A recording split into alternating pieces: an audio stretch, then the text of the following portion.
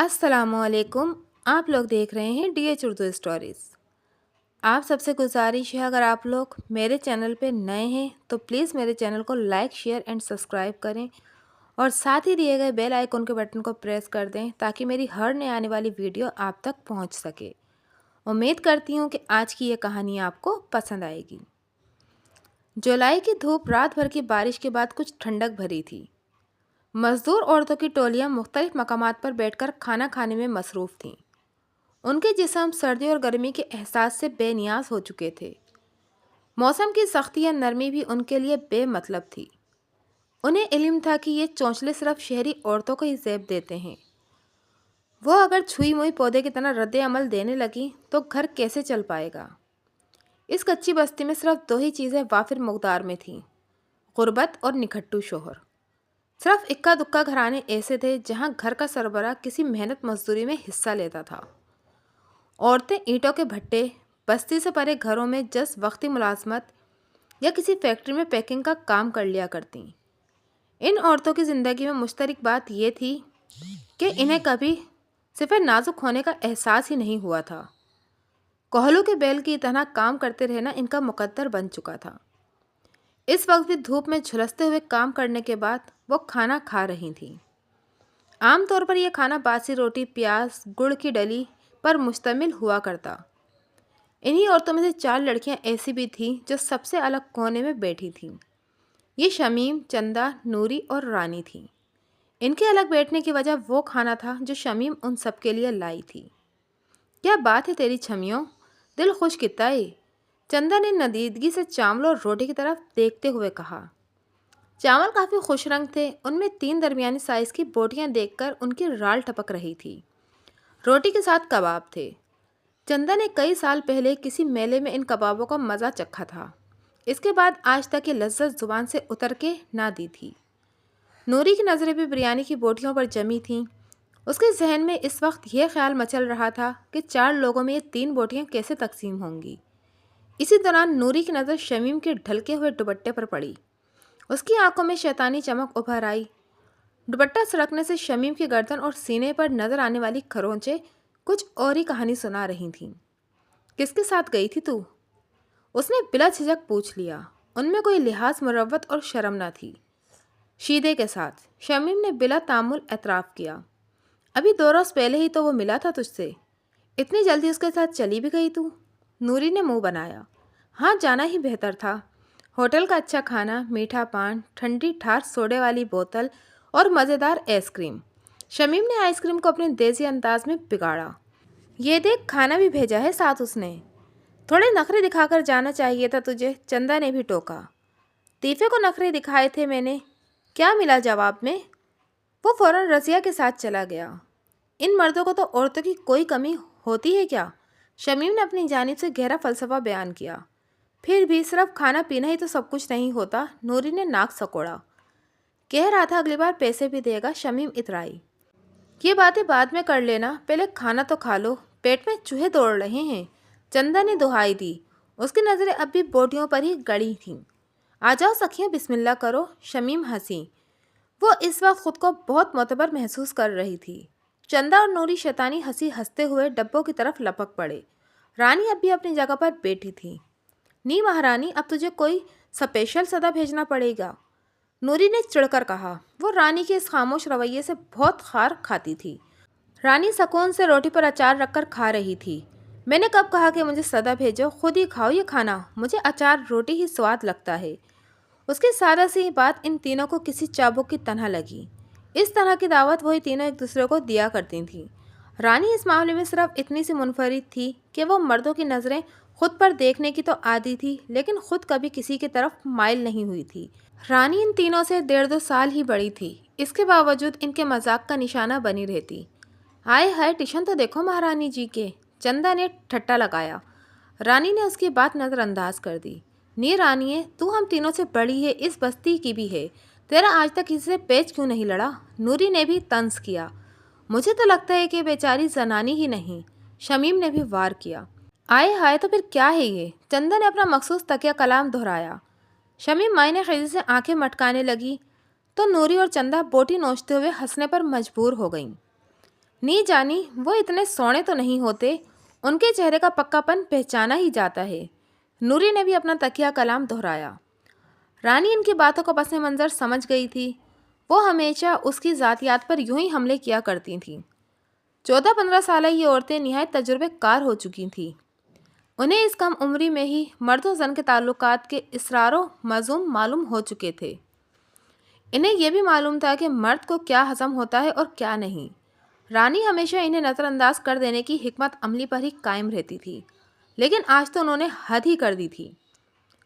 डाइने कहीं की वो ज़ेरे लब बोलते हुए अचार की फाँक और रोटी का लुकमा गुस्से से चबाने लगी। इसे आज सुबह से बिला वजह गुस्सा हर बात पर आ रहा था।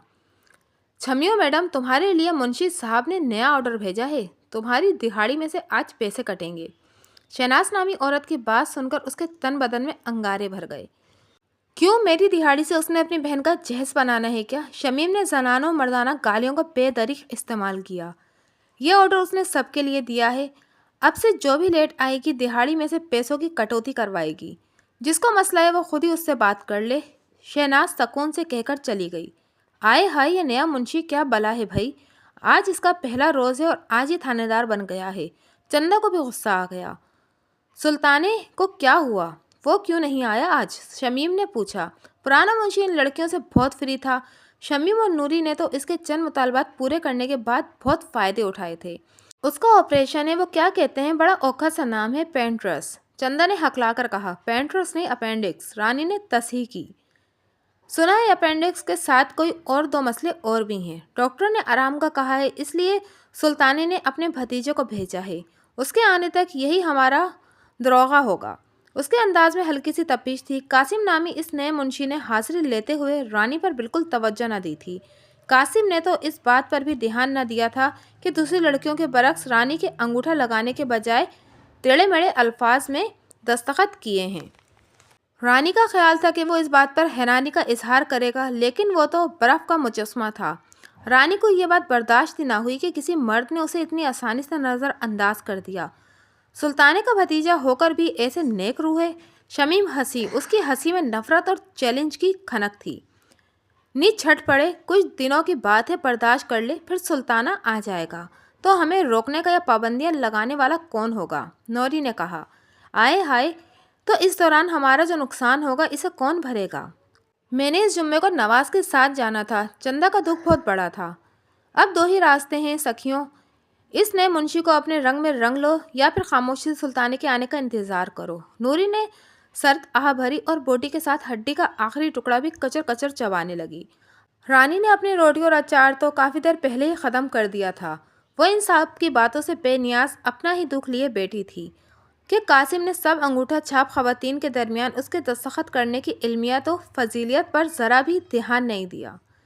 कासिम अली अपने खेमे नुमा दफ्तर में बेजार बैठा था। वो जितना अरसा यहाँ मौजूद रहता इस वक्त को कोसता था, जब इसने अपने चचा के कहने पर आर्जी तौर पर ही सही लेकिन यहाँ काम करने की हामी भरी थी। इसे यहाँ ड्यूटी करते हुए 2 ही हफ्ते हो चुके थे और इन 2 हफ्तों में कासिम ने ऐसे तजुर्बात हासिल किए थे जो इसने 20 साल ज़िंदगी में कभी ना देखे। कासिम अली एक सीधा साधा लड़का था। मौजूदा ज़माने के लड़कों के बिगाड़ की गिरदार ने इसे छूकर भी नहीं गुजरी थी। उसकी तरबियत, फरमाबरदारी और पढ़ाई में दिलचस्पी का सेहरा उसकी वालदा के सर पर था। वो खुद भी पुराने वक्तों की सीधी सादी सी औरत थी। कासिम का ज़्यादातर वक्त पढ़ाई लिखाई में गुजर जाता था। उसे कभी दोस्ती यारी में ही अपना वक्त बर्बाद करने की फुर्सत ही नहीं मिली। उसकी ज़िंदगी बहुत पुरसकून गुजर रही थी कि अचानक ही चाचे सुल्तान ने ये जिम्मेदारी उसके सर बांध दी। चाचे सुल्तान का किरदार और आदतें अपनी जगह सही, लेकिन वो हमेशा बुरे वक्तों में उनके काम आया करता था। कासिम की माँ एहसान शनास औरत थी। उसने बेटे से पूछे बगैर ही उसकी जानिब से हामी भर ली। इस वक्त तक कासिम को भी अंदाज़ा नहीं था कि वो किस औखली में सर देने जा रहा है। कासिम ने B.Com के इम्तिहान दे रखे थे, इसलिए पढ़ाई का भी कोई बहाना काम नहीं आ सकता था। उसने ज़्यादा बहस न की। जिस दिन उसे यहाँ आना था उससे एक दिन कबल उसके वालिद ने उसे अपने पास बुलाया और नरमी से बोले, देख पुत्र, तू आज रिस्क के मत्थे लगने जा रहा है। अल्लाह जन्नत बख्शे, तेरे दादा कहते थे कि रिस्क हलाल रखना हो तो रिस्क वाली था पे कोई हराम काम ना करो। वो अपने छोटे वीर सुल्तान की आदत से भी वाकिफ़ था। इस बारे में कोई भी बात करके रब को नाराज़ क्यों करूं? تو بس اتنا سمجھ لے کہ اپنے رزق میں کوئی گند نہ ڈالنا، اپنے دل کی آواز سننا۔ مجھے یقین ہے کہ تیری ماں کی تربیت کے رنگ بھی اتنے کچے نہیں ہیں کہ تجھے زیادہ کچھ سمجھانا پڑے۔ جی ابا جی، میں وہاں پوری ایمانداری سے کام کروں گا، اس نے تابع داری سے کہا، مگر پہلے ہی روز اسے آٹے دال کا بھاؤ معلوم ہو گیا۔ وہاں موجود خواتین مسائل کی ایک پٹاری تھیں، جس میں ایک سے بڑھ کر ایک مسئلہ برآمد ہوا کرتا۔ انہیں کام پر دیر سے آنے کی عادت تھی، انہیں بے وجہ ہنسنے اور ادائیں دکھانے کی عادت تھی، انہیں جلدی چھٹی حاصل کرنے کے لیے منشی کے سامنے بچنے کی بھی عادت تھی۔ قاسم کو اندازہ ہو گیا تھا کہ چاچے سلطان نے یہاں کس قسم کی زندگی گزاری ہوگی۔ اس نے اپنی کتابی سمجھ بوجھ کے مطابق اصول و ضوابط طے کر کے ان سب کو راہ راست پر لانے کی کوشش کی تو ایک اور عذاب میں مبتلا ہو گیا۔ ان ورکرز میں سے اکثریت نے اسے اپنے ساتھ وقت گزاری کی کھلم کھلا ترغیب دینی شروع کر دی۔ ان میں سب سے موزوں لڑکی شمیم تھی، جس کو ہینڈل کرتے ہوئے قاسم کے چھکے چھوڑ گئے۔ بے منشی، کیا پیڑ ہے تجھے؟ دہاڑی کاٹ کے کس دی بہندہ جہیز بنانا ہے تو نے؟ اس کے تیور نہایت جارحانہ تھے۔ شمیم نے پہلے پہل یہی سمجھا تھا کہ دہاڑی کٹوتی کے بعد خالی خلی دھمکی ہوگی، لیکن جب اس اصول پر پورا ہفتہ عمل ہوتا نظر آیا تو وہ دن دناتی ہوئی اس کے پاس چلی آئی۔ پیڑ مجھے نہیں بلکہ آپ کو ہے، اگر آپ نے کام کرنا ہے تو طریقے سے کرنا ہوگا، ورنہ دہاڑی سے کٹیں گے پیسے۔ قاسم نے بڑے ضبط سے جواب دیا۔ شمیم کچھ دیر ساکت کھڑی رہی، اس کا سرخ سفید چہرہ، ہلکی ترچھی ہوئی داڑھی، سیاہ سلیقے سے بنے بال اور صاف ستھرے ہاتھ پاؤں کا جائزہ لیتی رہی اور پھر کچھ گہری سانس لے کر بولی، چل بتا کہاں آؤں تیرے پاس؟ شفٹ ختم ہوتے ہی یہاں اپنے دفتر میں بلوائے گا یا باہر کسی ہوٹل میں؟ واٹ نان سینس، تم ابھی اس وقت نکلو یہاں سے۔ قاسم کا دماغ گھوم گیا۔ اوئے انگریزی بابو، زیادہ نہ بھاؤ کھا، اس جگہ کا یہی اصول ہے، خود تیرا چاچا کئی بار مجھ سے یہی جرمانے لے چکا ہے، تو بھی آخر اس کی نسل سے ہی ہے، یہی کچھ کرے گا۔ وہ مزید بے باکی سے بولی، میں اس نسل جیسا ہوں یا نہیں یہ تو وقت ہی بتائے گا، فی الحال تو صرف اتنا جان لے کہ میں کبھی کسی ریڑھی سے ایسا پھل نہیں خریدتا جو کھلا اور مکھیوں سے بھرا ہو۔ قاسم نے اس کی گردن پر کشادہ گریبان سے جھلکتے خروچوں کے تازہ نشانوں پر چوٹ کی۔ اس کی نفرت نے شمیم کا تن بدن سلگا دیا اور وہ غصے سے اسے دیکھتی ہوئی باہر نکل گئی۔ قاسم ذہنی طور پر بہت منتشر ہو چکا تھا، اسے بالکل سمجھ نہیں آ رہی تھی کہ بگڑے آوے کو کس طرح قابو کرے۔ چاچے سلطان کے بنائے گئے اس حاضری رجسٹر نے اسے اعصاب میں ڈال رکھا تھا۔ حاضری کے لیے آنے والی عورتیں اسے کسی نہ کسی طرح متاثر کرنے کے در پہ رہتیں، اور وہ ایک دو ہفتے بعد وہ بالکل بے بس ہو چکا تھا۔ باؤ قاسم، لیٹ آنے والوں کے نام لے آؤں کیا؟ شہناز نے آ کر پوچھا۔ کیا فائدہ، انہیں کون سا اثر ہوتا ہے؟ وہ مایوس تھا۔ یہ تو تسا ٹھیک ہی کہہ رہے ہو باؤ جی، اڈھیڑ عمر شہناز نے تصدیق کی۔ میں تھک گیا ہوں، بہت تھک گیا ہوں، ان لوگوں کے رویے نے مجھے تھکا مارا ہے۔ اس نے اپنے بال مٹھیوں میں جکڑے۔ تسا کو کون کہہ رہا ہے کہ خود کو تھکاؤ؟ وہ صاف گوئی سے بولی۔ ایسے ہی کسی موقع پر تلاش تھی وہ جب وہ قاسم کو اس کی غلطیوں کی نشاندہی کر سکے۔ دیکھو باؤ جی، تسا یہاں مہمان آئے ہو، مہمانوں کی طرح رہو اور واپس چلے جاؤ۔ اللہ اللہ خیر صلاح۔ باؤ سلطان واپس آئیں گے تو سب کچھ پہلے جیسا ہو جائے گا۔ 2 مہینوں میں تسا کتنی تبدیلیاں لے آؤ گے بھلا؟ پیشہ ورانہ ایمانداری بھی کوئی چیز ہوتی ہے کہ نہیں؟ قاسم ترک گیا۔ وہ کس چڑیا کا نام ہے جی؟ شہناز ہنسی۔ ہوتی ہے ایک چڑیا جو انسان کو اپنا رزق عبادت کی طرح حاصل کرنا سکھاتی ہے۔ اس نے سر جھٹکا۔ اچھا جی، ہوتی ہوگی کہیں، پر یہ ادھر نہیں پائی جاتی۔ تسا یہ سمجھ لو کہ یہ چڑیا ادھر آ کر دم گھٹنے سے مر جاتی ہے۔ شہناز کی صاف گوئی اسے مزید مایوس کر رہی تھی۔ دیکھو باؤ جی، تسا کی نیت غلط نہیں ہے، بس طریقہ غلط ہے۔ یہ زنانیاں اپنے گھروں سے بیزار ہیں، انہیں مردوں کے کام کرنے پڑتے ہیں، اس لیے ایسی چڑچڑی ہو گئی ہیں۔ پھر انہیں یہاں کبھی بھی ایسا ہی ماحول ملا جو ان کے اندر اچھائی کے بجائے برائی نکھارتا رہا۔ اب ایک نوجوان لڑکا آ کر ان پر پابندیاں لگانا شروع کر دے تو یہ کیسے قبول کریں گی؟ وہ تو پاگل ہی ہو جائیں گی نا۔ تو پھر کیا کروں میں؟ تم سیانی بیانی ہو، ان کو نفسیات سمجھتی ہو، تمہیں کچھ بتا دو۔ قاسم بے بس ہو چکا تھا۔ چھوٹا منہ تے وڈی بات، ان کو انسان سمجھا کریں باؤ جی، ذرا نرمی سے بات کر لیا کریں، یہ اتنے میں ہی کافی سیدھی ہو جائیں گی، بس کم از کم کام میں کوئی مسئلہ نہیں کریں گی۔ شہناز یہ کہہ کر چلی گئی۔ قاسم ایک نئی سوچ میں گھر گیا۔ چلو یہ بھی کر کے دیکھ لیتے ہیں، کل کلا کو دل میں یہ ملال تو نہ رہے گا کہ نرمی سے کوشش نہیں کی تھی۔ اس نے فیصلہ کیا اور پرسکون ہو گیا۔ رانی بد دلی سے لقمے توڑ رہی تھی۔ کچھ دنوں سے اس کی بھوک پیاس اور نیند ختم ہو چکی تھی۔ ذہن بھی منتشر رہنے لگا تھا۔ نئے منشی کی آمد اور رویے نے دوسرے ورکرز میں بھی ہلچل مچا رکھی تھی، لیکن رانی کی تو دنیا ہی بدل رکھی تھی۔ وہ پہلا مرد تھا جو اس کی طرف آنکھ اٹھا کر بھی نہ دیکھتا تھا، حاضری لگاتے ہوئے اس کی موجودگی کا ذرا بھی نوٹس نہ لیتا۔ رانی اس کے الجھے بکھرے رویے سے مزید منتشر ہونے لگی۔ وہ گھر جا کر کتنی ہی دیر آئینے کے سامنے کھڑی اپنے چہرے اور جسم کو ٹٹولتی اور یہ سوچتی رہتی کہ اس میں آخر کس بات کی کمی تھی۔ وہ اپنی ساتھی لڑکیوں سے کئی زیادہ خوبصورت تھی، اس کا مزاج بھی الگ تھا، پھر بھی قاسم اس کی طرف نظر بھر کر دیکھتا ہی نہیں تھا۔ وہ اس بے نیازی سے ہر پل گھائل ہو رہی تھی۔ اس کی نگاہوں کے سامنے ہر وقت اسی کا سراپا رہتا، اس کے بال، کشادہ پیشانی، چمکدار آنکھیں، صاف ستھرے ہاتھوں میں گھومتا پین بہت مختلف اور دل فریب لگتا۔ ذہنی انتشار جب حد سے بڑھنے لگا تو ایک روز رانی نے اپنے تمام کپڑے تنگ کر لیے۔ اسے کام کرنے کے دوران الجھن کا احساس بھی ہوتا، لیکن وہ صبر کے گھونٹ پی لیتی۔ اس سے بھی قاسم کے رویے میں کوئی فرق نہ پڑا تو اس نے دنداسے کا استعمال شروع کر دیا۔ اس کے ہونٹ مزید دلکش دکھائی دینے لگے۔ آنکھوں میں سرمے نے بھی اس پتھر دل پر کوئی اثر نہ ڈالا۔ رانی مایوس ہوتی جا رہی تھی اور اس کی نسوانیت اپنے بے قدری پر لایا کرتی تھی۔ اس نے زندگی میں پہلی بار کسی مرد میں دلچسپی لی تھی اور جواب میں ایسے سرد رد عمل سے دل کا نازک آئینہ چور چور ہونے لگا تھا۔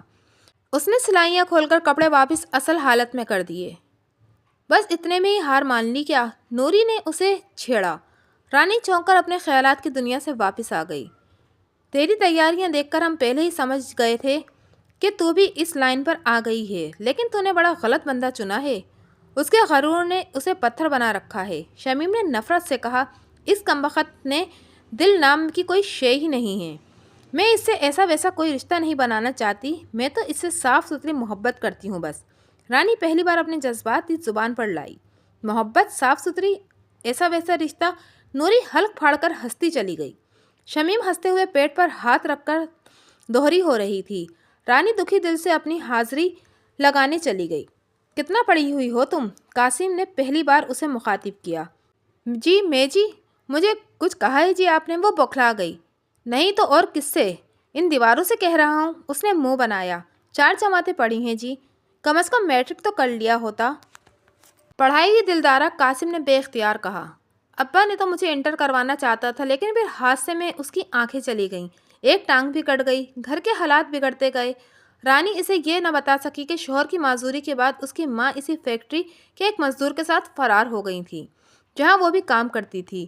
رانی اکلوتی اولاد تھی، اس وقت سے ہی وہی گھر کا کام مرد اور سربراہ تھی۔ اچھا، اگر پڑھنا ہو تو بتانا، میں کوئی راستہ نکال لوں گا، تعلیم ہر انسان کا بنیادی حق ہے۔ ہیں جی، آپ واقعی مجھے پڑھاؤ گے؟ وہ بے یقینی سے بولی۔ میں نے اپنا نام کب لیا؟ قاسم بتکا، لیکن چلو خیر، کچھ کر لوں گا۔ اس نے جان چھڑائی۔ وہ شہناز کے کہنے پر خلاف مزاج برتاؤ کر رہا تھا۔ اس نے زندگی بھر کتابوں سے ہٹ کر کچھ سوچا ہی نہیں تھا۔ خاندان اور محلہ بھر میں اس کی شرافت کی مثالیں دی جاتی تھیں۔ اس عمومی رویے نے اسے بزدل بنا دیا تھا۔ وہ اپنے کردار اور مزاج کے متعلق بے حد محتاط رہتا۔ اس وقت بھی اس نے رانی سے سرسری طور پر پڑھائی کا تذکرہ تو کر دیا، لیکن اگلے روز وہ واقعی کتابیں اٹھا لائی۔ آپ کو جب بھی ٹائم ملے مجھے تھوڑا بہت سبق دے دینا، بڑی مہربانی ہوگی۔ قاسم اس کی التجا پر سوچ میں پڑ گیا۔ اتفاق سے شہناز اس وقت وہاں موجود تھی۔ باؤ جی، یہ بڑی چنگی کڑی ہے جی، اسے میری سفارش پر پڑھا دیا کرو۔ کیسی باتیں کر رہی ہو؟ کام کاج چھوڑ کر اسے یہاں بٹھائے رکھنا تو باہر میرے نام کے پوسٹر لگ جائیں گے۔ تو پھر آپ کوئی اور ٹائم رکھ لو، رانی فوراً بولی۔ وہ اس کی قربت حاصل کرنے کا کوئی بھی موقع ضائع نہیں کرنا چاہتی تھی۔ میں ہر روز صبح 1 گھنٹہ جلدی آ جایا کروں گی، آدھا گھنٹہ آپ سے پڑھ کر واپس گھر چلی جاؤں گی، پھر باقیوں کے ساتھ اپنے ٹائم پر یہاں آؤں گی، کسی کو شک بھی نہیں ہوگا جی۔ اچھا، میں سوچوں گا، قاسم نے ٹال دیا۔ رانی کو پڑھانے کا کام قاسم نے کسی حد تک بد دلی سے شروع کیا تھا، لیکن اس کی سیکھنے کی رفتار اس قدر تیز تھی کہ وہ خود بھی حیران رہ گیا۔ وہ ہر نیا لفظ فوری طور پر ذہن نشین کر لیتی تھی۔ قاسم کی جھجک اور خدشات 3 دن میں ہی دور ہو گئے۔ رانی کی موجودگی اس کی عادت بننے لگی۔ پڑھانے کے دوران اس کا میٹھی میٹھی نظروں سے قاسم کو دیکھنا اس کے دل کو گدگداتا تھا۔ ان دونوں کے درمیان ابن آدم اور بنت حوا کا ازلی دشمن شیطان نے بھی اپنا منتر پھونکنا شروع کر دیا۔ وہ قاسم کے دل میں وسوسے پیدا کرتا کہ رانی دلکش خد و خال کی مالک ہے، اس سے متاثر بھی ہے۔ اس میں سراسر کمال قاسم کی شخصیت، خوبصورتی اور ساحرانہ کشش کا ہے۔ قاسم کے دل میں پہلے ہلکا سا احساس تفاخر پیدا ہوا، جو چند ہی روز میں احساس تکبر میں ڈھل گیا، اور پھر وہ دن بھی آیا جب اس اصلی دشمن کو اپنا داؤ کھیلنے کا موقع مل گیا۔ اس دن ہوا یوں کہ رانی کی ناک سرخ، آواز بھاری اور پپوٹے متروم تھے۔ کیا ہوا ہے تمہیں؟ پتہ نہیں جی، رات تک تو ٹھیک تھے، صبح اٹھی تو طبیعت کا یہ حال تھا۔ رانی نے نظریں چرائیں۔ وہ اسے کیسے بتا دی کہ قاسم کا تصور ہی اس کی نیند، بھوک اور پیاس کا دشمن بن چکا ہے۔ محبت کی یک طرفہ تپش اسے ہلکان کیا کرتی تھی۔ تو چھٹی کر لیتی۔ اب میں کون سی دہاڑی کاٹتا ہوں جو تمہیں نقصان کا خطرہ ہوتا؟ وہ ہنسا۔ نقصان دہاڑی سے بھی بڑا ہوتا ہے جی، آپ کا وقت ضائع ہو جاتا اور آپ ناراض ہو جاتے۔ اس کے لہجے میں حدت اور اپنائیت نے قاسم کو سنسنا کر رکھ دیا۔ اتنی فکر ہے تمہیں میری؟ قاسم نے رانی کا چہرہ باخور دیکھا۔ جی ہاں، آپ ہی کی تو فکر ہے، وہ اس کی آنکھوں کو دیکھ کر بولی۔ قاسم کے خون میں عجیب سی طرح کی حدت پیدا ہونے لگی۔ اس کا دل چاہ رہا تھا کہ کسی طرح رانی سے اشاروں کنائیوں میں باتیں کرتا رہے۔ کیا لگتا ہوں میں تمہارا؟ میں تو کھڑوس منشی ہوں نا، وہ ہنسا۔ پیاسے سے کیوں پوچھتے ہو کہ ندی کا پانی اس کے لیے کیا ہے؟ رانی نے والہانہ پن سے اس کے احساس تکبر میں مزید اضافہ کر دیا۔ شیطان وہیں جلد میں بیٹھا تھا اور اپنا منتر پھونکتے ہوئے مسکرا رہا تھا۔ تمہاری طبیعت واقعی خراب ہے، اب یا تو گھر چلی جاؤ یا میں تمہیں دوائی دے دیتا ہوں۔ اس نے دراز کھنگالتے ہوئے بخار کی گولیاں ڈھونڈی۔ دوائی ہی دے دو، شاید میں ٹھیک ہو جاؤں۔ رانی بے باک ہو رہی تھی۔ قاسم نے پیناڈول کی 2 گولیاں اس کی ہتھیلی پر رکھیں۔ رانی نے وہ دوائی دور پھینک دی۔ اس کی آنکھوں میں آنسو چمک رہے تھے۔ مجھے دوائی چاہیے منشی۔ اس کی بات پر ایک شعلہ سا لپکا اور قاسم کو جلا کر خاکستر کر دیا۔ شیطان نے ایک اور منتر پھونکا۔ اس نے بے اختیار رانی کا ہاتھ تھام لیا۔ منتر کی لے اور تیز ہو گئی۔ رانی کی خود سپردگی نے قاسم کو ہوش و حواس سے بیگانہ کر دیا۔ اس کے اعصاب پر سحر طاری ہو چکا تھا۔ قاسم کے اصول و ضوابط ایک ہی جھٹکے میں کسی سیلاب کی طرح بہہ گئے۔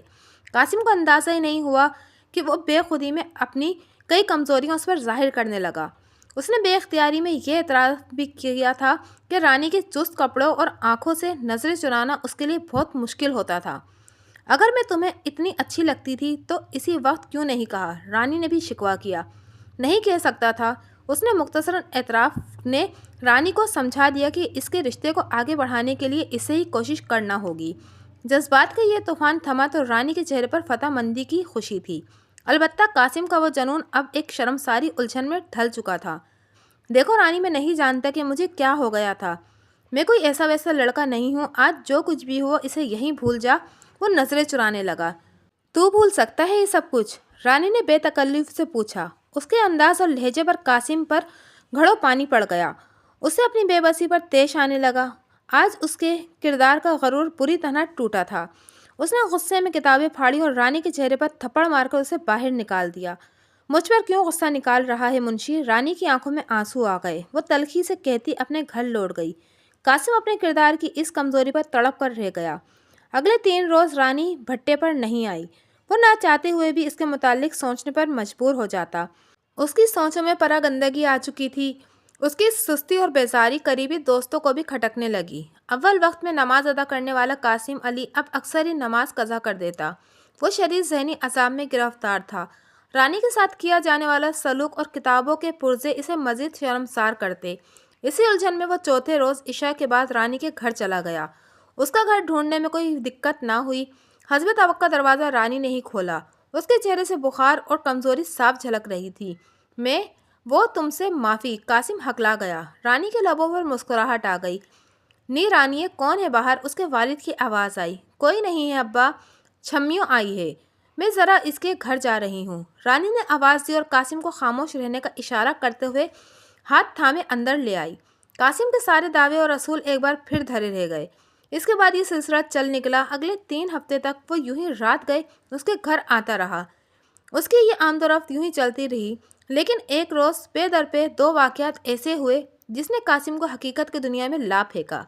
اس رات رانی کو بھٹے کے متعلق گفتگو کرتے ہوئے اپنی والدہ کا خیال آ گیا۔ وے منشی، کہیں دا گھاٹا تیوے تا کون پورا کرندے؟ اس نے اچانک پوچھا۔ قاسم کو ایسا محسوس ہوا کہ وہ بھٹے کی اینٹوں کی بات کر رہی ہے کہ جو اینٹیں کچی ہو ٹوٹ جائیں ان کا نقصان کون بھرتا ہے؟ او مال کا دیاں، लेकिन छोड़ ये क्या बातें लेकर बैठ गई। कासिम ने ललचाई हुई नज़रों से उसे देखा। मुंशी, तू मेरा मालिक क्यों नहीं बन जाता? कब तक यूं रात के अंधेरे में मिलने आता रहेगा? रानी के इस मुतालबे ने कासिम के सारे जज्बात हवा कर दिए। हकाइक का सूरज सवा नेज़े पर आ गया। कासिम इधर उधर की बातें करके घर से निकला तो 2 दरवाजे छोड़कर शमीम मिल गई। उसकी आंखों में नफरत थी।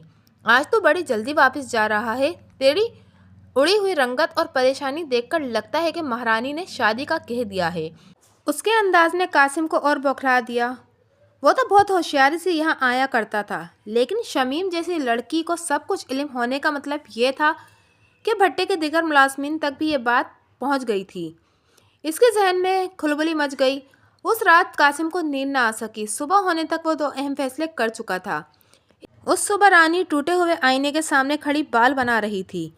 गुज़श्ता रात कासिम से होने वाली गुफ्तगू ने उसे सोच में डाल दिया था। उसकी छठी हिस्स कह रही थी कि कासिम के गिर्द घेरा तंग करने की ज़रूरत है।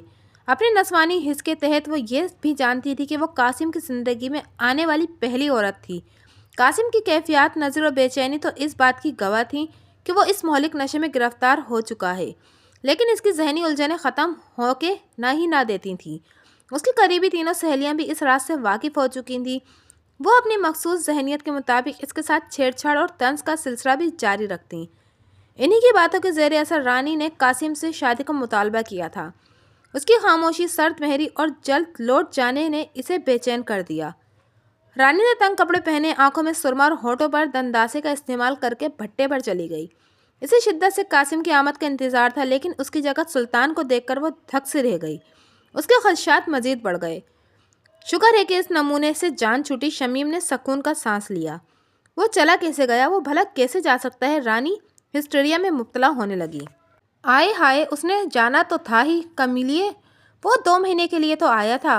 चंदा ने उसे हकीकत का आईना दिखाया। वो रानी की कैफियत से लुत्फ उठा रही थी। हकीकत तो ये थी कि इन तीनों को ही कासिम और उसके ताल्लुकात की बहुत जलन थी। चंद ही रोज़ रानी मुरझाकर रह गई। उसका चेहरा बेरौनक हो गया। आंखों के गिर्द हलकों ने उसे दायमी मरीज का तासुर दे दिया। इसे फिर भी ये उम्मीद थी कि कासिम उसकी तरफ पलटकर ज़रूर आएगा। उसकी ये आस 10वें रोज़ इस तरह पूरी हुई कि उसके बाद फिर कोई आस न रही। उस दिन कासिम और मुंशी सुल्तान इकट्ठे ही भट्टे पर आए थे। सुल्तान अपनी इकलौती बेटी की शादी की मिठाई के लिए सबका मुंह मीठा करवाना चाहता था। मैं तो ये डब्बा खुद ही ले आता, लेकिन मेरा जवाई कहने लगा कि मैं खुद साथ जाता हूँ। आखिर मैंने भी यहाँ थोड़ा बहुत वक्त गुजारा है। सुल्तान के इंकशाफ से उसके पेट में गोले फटने लगे। हाँ भाई, अच्छा वक्त गुजारा सबके साथ। मैंने सोचा आखिरी मुलाकात कराऊं सबसे। शादी से पहले ही मुझे एक बड़े स्टोर में कैशियर की नौकरी भी मिल गई है।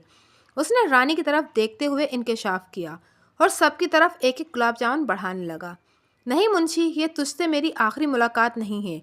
बहुत जल्द हमारा एक बार फिर सामना होगा। मुझे नहीं पता कैसे और कहाँ, लेकिन एक बार फिर मिलेंगे।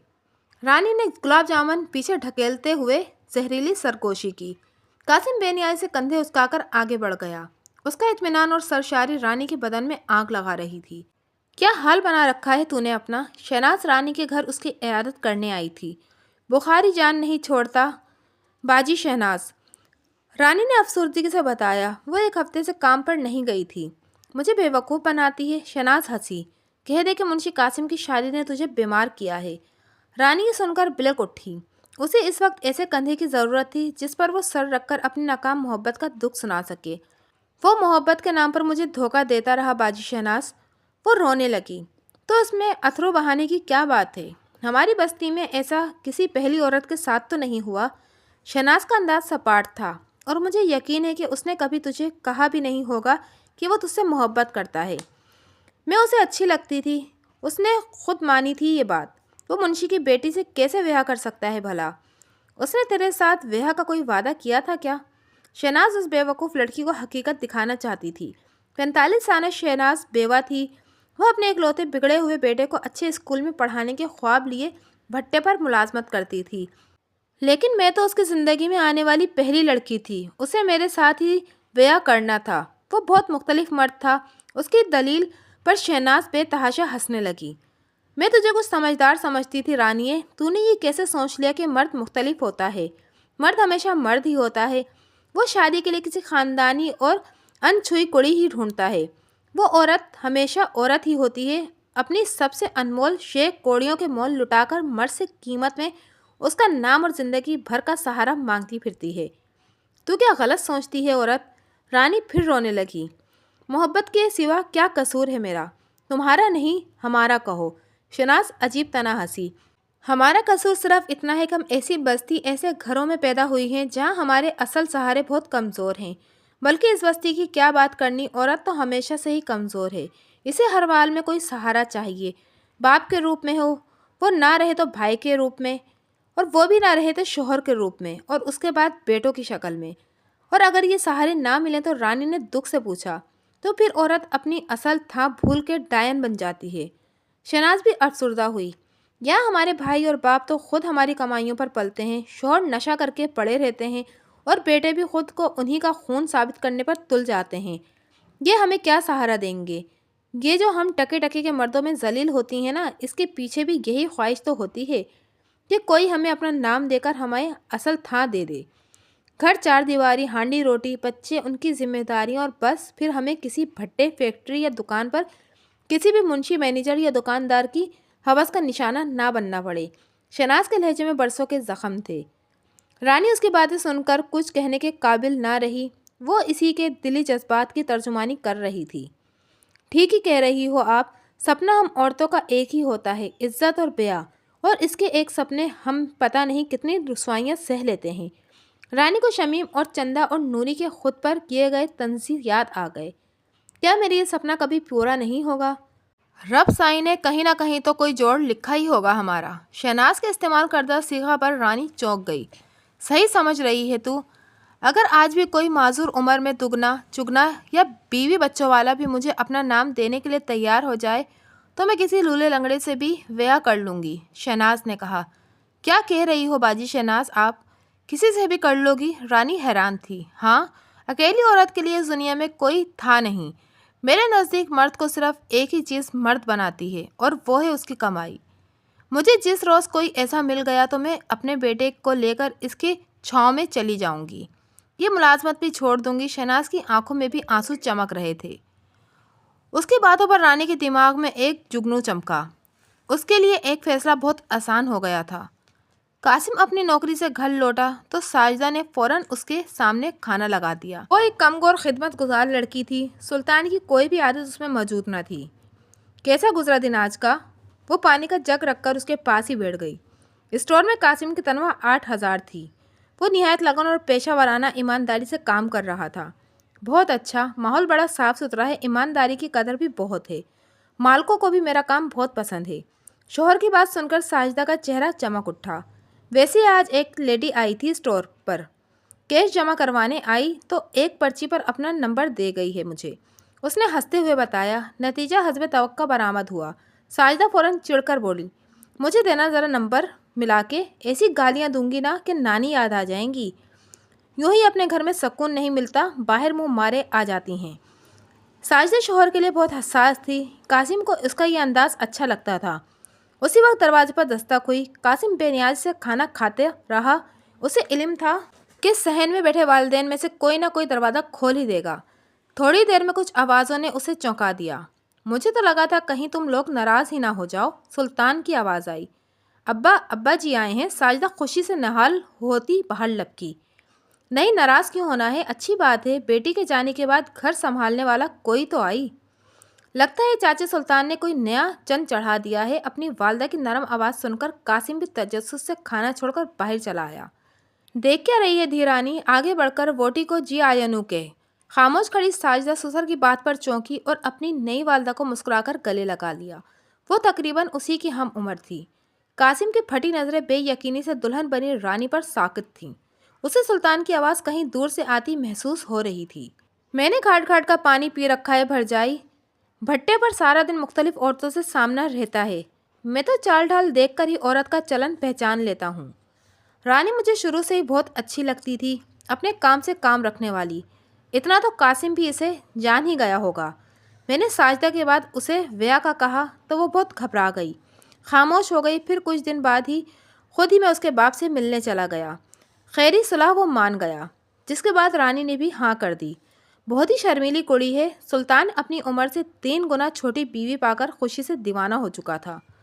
میں کیسے نہ مانتی جی، میں رانی اور آپ سلطان، ہمارا نصیبہ تو اوپر ہی لکھا جا چکا تھا، رانی نے محبت سے چور لہجے میں کہا تو قاسم کے دل میں حسد کی آگ جلنے لگی۔ سلطان کی وارفدگی اور رانی کی شرم سے لجانے کے وہ مناظر اس کے لیے تیزاب کے چھینٹوں سے کم نہ تھے۔ اس نے حقارت بھری نظروں سے رانی کو دیکھا۔ اسے خوش و خرم دیکھ کر قاسم کے دل میں کم ظرفی کے جذبات پیدا ہونے لگے۔ وہ ساجدہ سے مخاطب ہو کر بولا، چاچا جی بہت اچھے وقت پر آئے ہیں آپ، ذرا اندر سے وہ مٹھائی تو لے آؤ جو میں کل لایا تھا، نانا نانی کا بھی منہ میٹھا کرواتے ہیں۔ ساجدہ شرم سے گلزار ہوتے ہوئے اندر چلی گئی۔ قاسم نے جناتی ہوئی نظروں سے رانی کو دیکھا۔ اسے پوری امید تھی کہ وہ جلن میں مبتلا ہو گئی ہوگی، لیکن اس کا چہرہ سپاٹ تھا اور تاثرات سے کوئی بھی اندازہ لگانا مشکل تھا۔ ساجدہ مٹھائی لانے کے بعد مہمانوں سے اندر چلنے کے لیے اصرار کرنے لگی۔ سلطان بڑے بھائی سے کوئی بات کرتے ہوئے آگے بڑھ گیا۔ قاسم کی والدہ ساجدہ کو کھانے کے بارے میں ہدایت دینے لگیں۔ مٹھائی کا ڈبہ اب رانی کے ہاتھ میں تھا۔ تو نے اپنے بچے کی مٹھائی تو کھلا دی، اب میرے بچے کے لیے بھی منہ میٹھا کر لے، اس نے پرسکون انداز میں کہا۔ قاسم کے ہاتھ سے برفی کا ٹکڑا نیچے گر گیا۔ نہیں، یہ نہیں ہو سکتا، وہ دہل گیا۔ کیا نہیں ہو سکتا؟ کیا تجھے اپنے مرد ہونے پر کوئی شک ہے؟ اب سے ٹھیک 7 ماہ بعد میرے گھر میں تیری اولاد جنم لے گی۔ کیسا لگے گا اسے سن کر کہ تو نے اپنی زندگی میں پہلے مجھے جگہ دی، پھر اولاد بھی پہلے مجھے ہی دی۔ بہت تڑپے گی نا وہ۔ سلطان نے بتایا تھا کہ اس میں ایک ہی عیب ہے، بیچاری اپنی چیزوں کے متعلق بہت جنونی ہے، تو پھر اس کا شوہر ہے۔ بکواس بند کر اپنی ڈائن کہیں گی۔ قاسم نفرت سے بھڑکا۔ ہاں میں ہوں ڈائن ہی ہوں میں۔ ہر وہ عورت جو اصل اپنی تھاں بھول جائے وہ عورت سے ڈائن ہی بن جاتی ہے، اور عورت کو اس رتبے تک لانے والا بھی مرد ہی ہوتا ہے۔ مرد تو ویسا ہی پاک صاف رہتا ہے، لیکن یہ کمبخت ڈائن بن جاتی ہے۔ تو بس اس وقت سے ڈر جب تیری کوئی بیٹی تیرے کسی گناہ کی سزا میں ڈائن کا روپ ڈھال لے۔ رانی کی زہریلی سرگوشیوں نے قاسم کو لرزا کر رکھ دیا۔ وہ کتنی بے باکی سے اپنے اور اس کے رشتے کی حقیقت عریاں کر گئی تھی۔ مستقبل کا آئینہ دکھا کر اطمینان سے اپنے عمر رسیدہ شوہر کے پاس جا بیٹھی۔ قاسم کے ہاتھ سے رانی کا پکڑایا گیا مٹھائی کا ڈبہ بھی فرش پر جا گرا۔ تصور میں دکھائی دینے والی اولاد کے مناظر بہت ہولناک تھے۔ قاسم کے لیے سانس لینا بھی دشوار ہونے لگا۔